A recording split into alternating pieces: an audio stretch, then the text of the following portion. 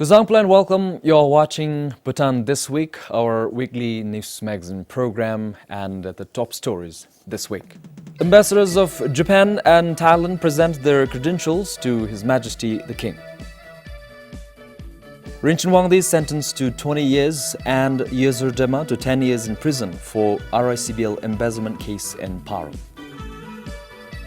And Automobile Sector Association requests Prime Minister to look into issues of exorbitant lease rents and relocation of present workshop area. And the stories in details. The ambassador of Japan and Thailand to Bhutan presented their credentials to His Majesty the King at the throne room in Tashchozong on Monday.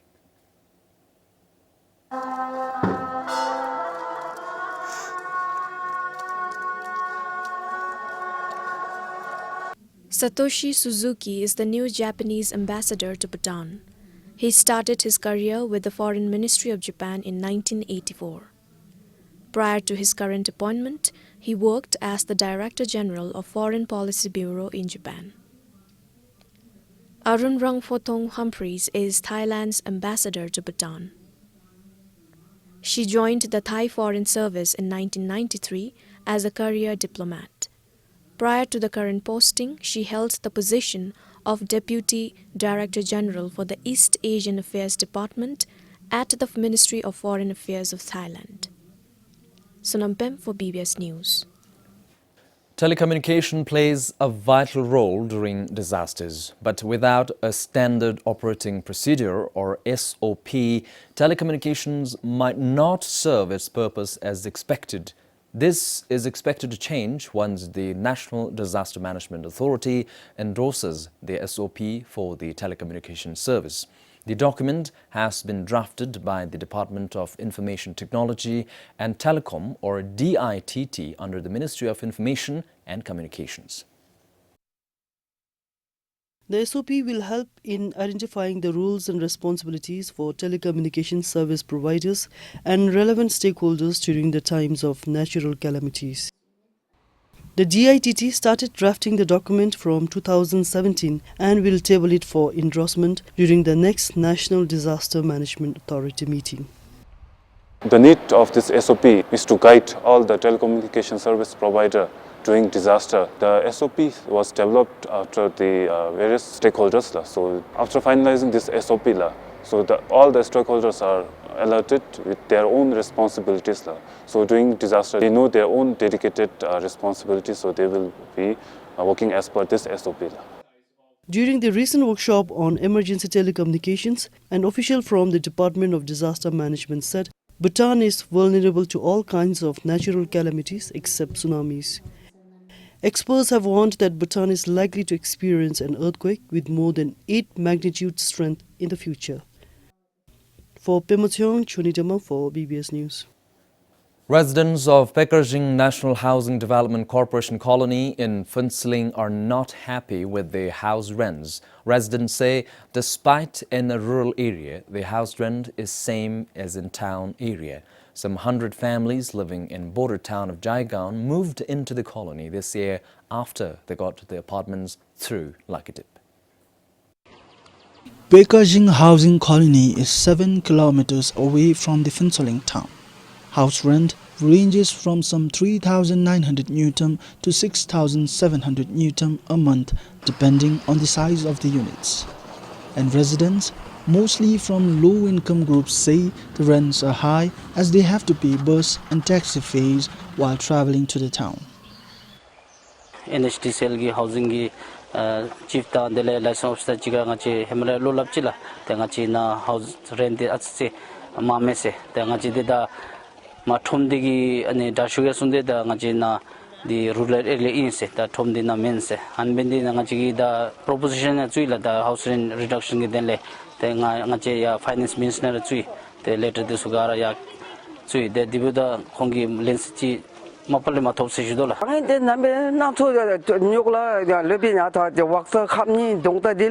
is challenging as we have to bear high taxi fares to go to town.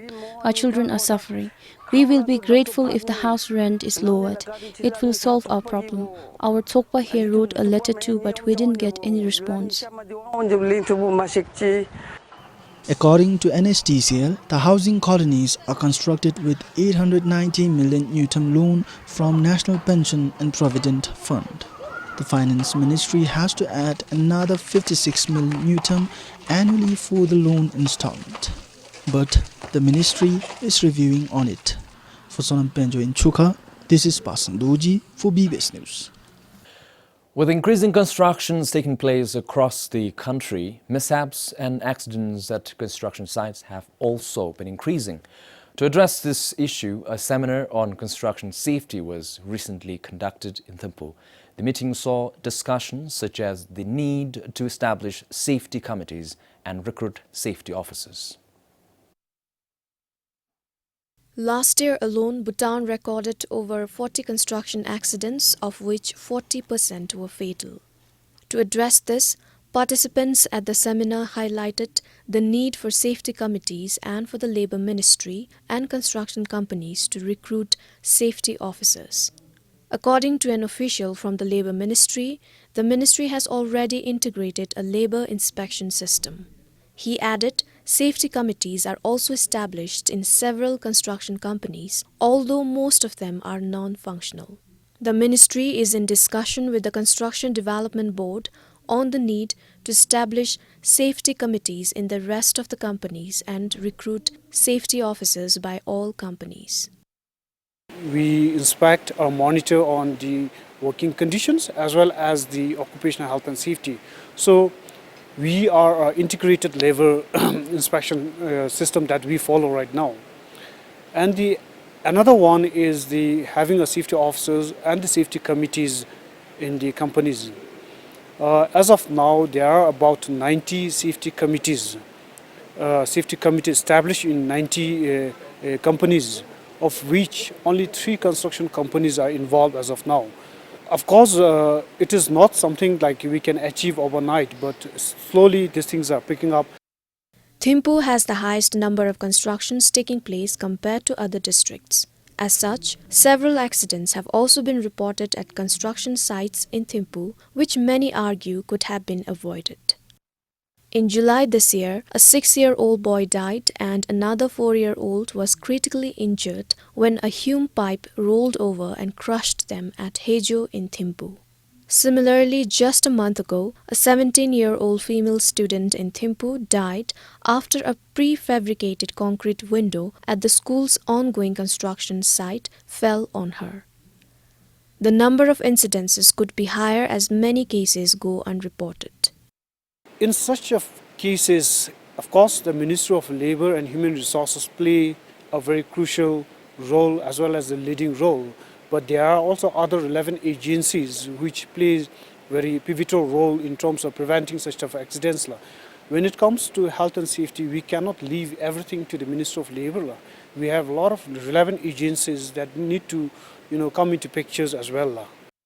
Talking about the current situation in the country, the Director General of the Department of Roads said awareness on safety measures in the construction industry is still limited.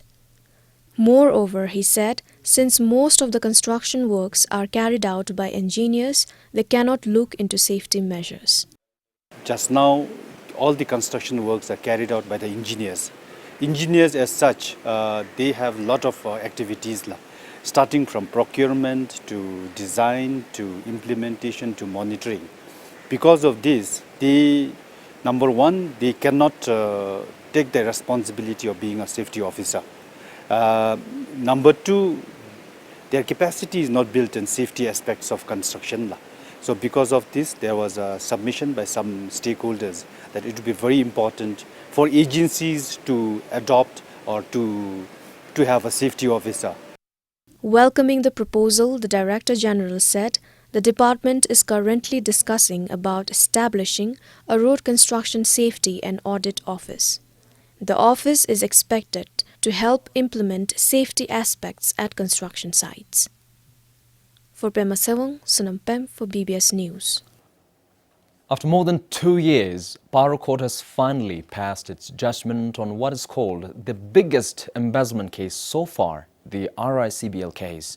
The main accused, Rinchen Wangdi, is sentenced to 20 years in prison and Yezer Dema to a prison term of 10 years. Rinchen Wangdi, who worked with RICBL as an accountant, was found guilty of embezzling 140 million yutam. He was sentenced to 20 years for embezzlement, forgery, participation in offences, and tampering of documents. He is also asked to restitute more than 63 million yutam to RICBL. His ally Yezer Dema, who worked with Bhutan National Bank as an IT officer, is sentenced to 10 years in prison for participation in offences, concealment of corruption, and tampering of documents. She has to restitute 35 million yutam to RICBL. A businessman from Poro, Dorji Wongdi, is sentenced to 9 years 6 months in prison for concealment of corruption and tampering of documents. He has to pay RICBL 11 million yutam.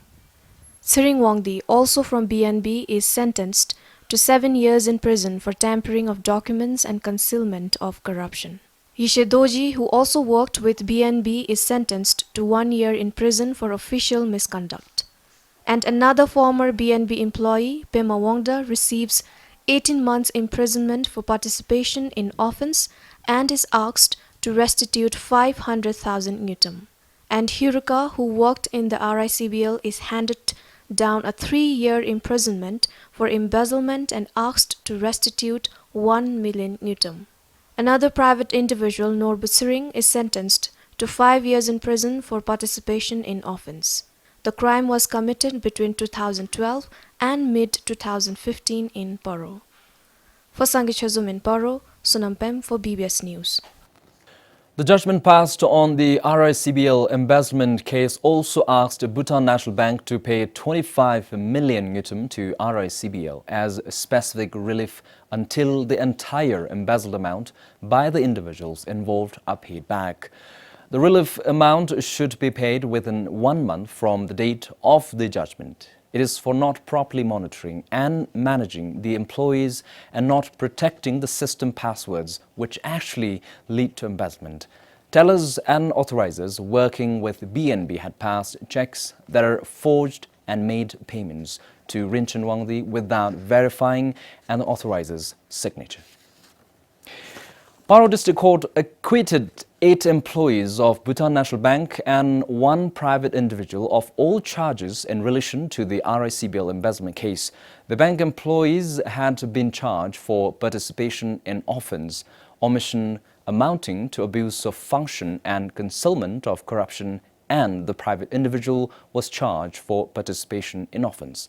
However, one of the employees and the private individual have been ordered to restitute the money they had borrowed from the main culprit.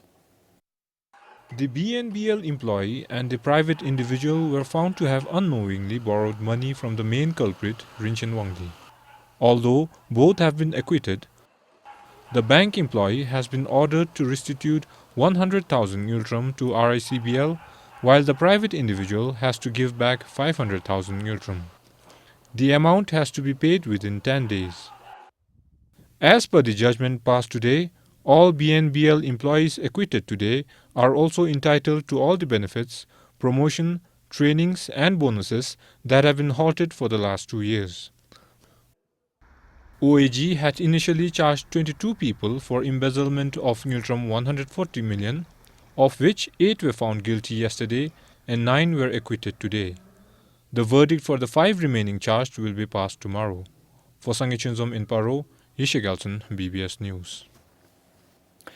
A non-Bhutanese man is under police custody on suspicion of murdering his wife in Phuentsholing. The suspect was arrested from Babisa on Tuesday. According to police, the incident was reported after hotel staff discovered the decapitated body of the victim in one of the rooms. The suspect and the victim, both foreigners, had rented a room at the hotel in Phuentsholing on December 12. Room charges had been paid for a week. However, after the couple failed to pay or check out, the staff went to check and found the body of the woman while the man was missing. The suspect has confessed to the crime. Police are investigating the case. Looking into the exorbitant lease rents, the landlord's charge and relocating the present automobile workshops are the 2 main appeals the Automobile Sector Association made to the Prime Minister Dr. Lotus Ring. Their grievances were submitted in writing as well during a recent meeting. The automobile workshop area shifted from Chazamto to the present location at Olaka in October 2008. Since then, according to the workshop owners, the rent increased by about 250%. Therefore, the association requested the Prime Minister to amend the Tenancy Act in the upcoming Parliament if possible. Amending the Tenancy Act in the upcoming Parliament is already late because we have finalized its agenda. I'm not sure if it can be discussed in the next session or not. I'm sure your problem cannot be solved even if we amend the Tenancy Act. The building owners might not have notified to vacate the rented apartments before the expiry of your lease term. It should be as per the agreement drawn. The association requested for relocation of the automobile workshop area because many new workshops have mushroomed, leading to overcrowding. Initially designed for 31 workshops, today the present location has over 120 licensed operators. The association has already identified the relocation area near the Bavasa sewage treatment plant. The Prime Minister declined the proposal, reasoning it is not a feasible location.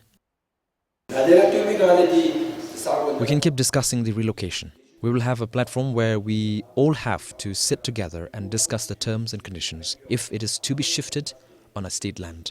I cannot decide alone, but I know the current location is not suitable.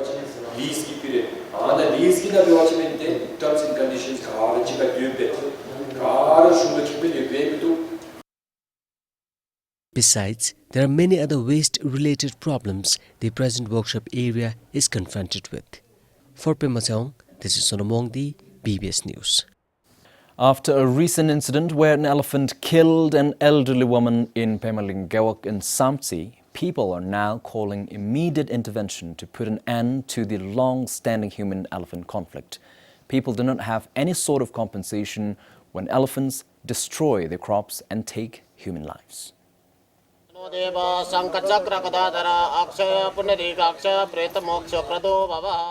Maniga Tashita, one of the farthest chok in Pemolinggyok, the Gautam family is performing final rites for their deceased mother. The 69-year-old mother was killed in the early hours of December 5th by a lone elephant. The elephant came through this way. He was near the tree. My mother was praying to the elephant to go on its way. We thought the elephant would go away. We ran inside. I think the elephant didn't know where to go, kept running towards my mother and killed her.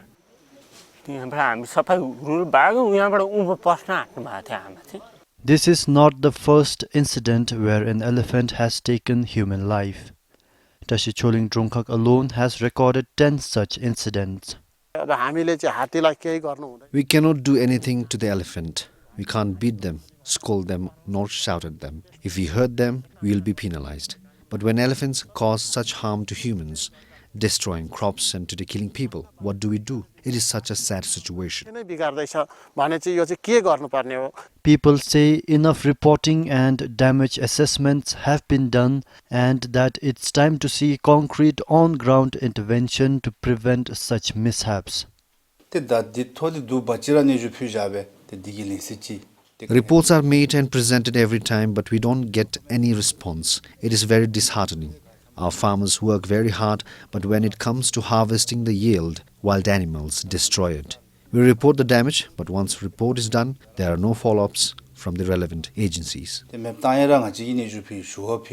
Gyok Elephant Conservation Committee, which was dissolved last year, ensured some compensation to the aggrieved farmers.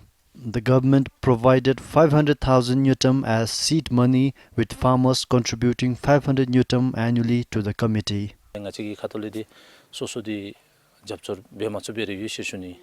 We cannot offer any other form of support. When people come to us, when wild animals destroy their crops, we can only give them seeds and nothing else. We have set aside a budget for seeds. The Forest Range Office in Tashicholing keeps record of all human-wildlife conflict incidences, but even they can only write reports and do nothing when it comes to paying compensation. Sherab Doji, BBS News, Samse. With the rising trend in bird watching in Bhutan, misuse of bird call audio is a growing concern. Although use of call playbacks is not a serious issue in Bhutan, it can disturb the habitat and also cause the extinction of species. Call playback is a recording of bird call which birders use to lure a bird out of the nest for quicker and easier spotting.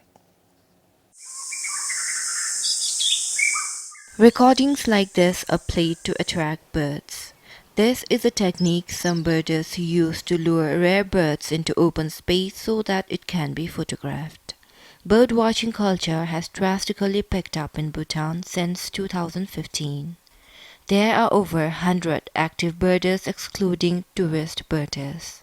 However, according to the Bhutan BirdLife Society, birders lack bird watching ethics. One of the serious concern is playing callback, so we also call it as a call playback, and this in Bhutan, but even though it's not rampant, so we have few cases, a few issues where some of our birders are engaged in using playback to get the attention of birds, and normally they do this because to get good photographs of birds. Bird watching is best in the month of April and the number of tourists also increases. But use of call playbacks can affect breeding habits and social behavior of birds. Bhutan has been receiving hundreds of bird watchers and wildlife photographers from across the globe. This creates a sense of competitiveness to get better photographs. According to the Royal Society for Protection of Nature, bird watching protocols are needed before it becomes a major issue. Meanwhile, Bhutan BirdLife Society say there is an alternative.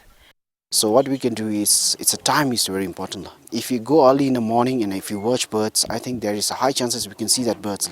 Not going in the daytime and watching birds, then we will not encounter the birds.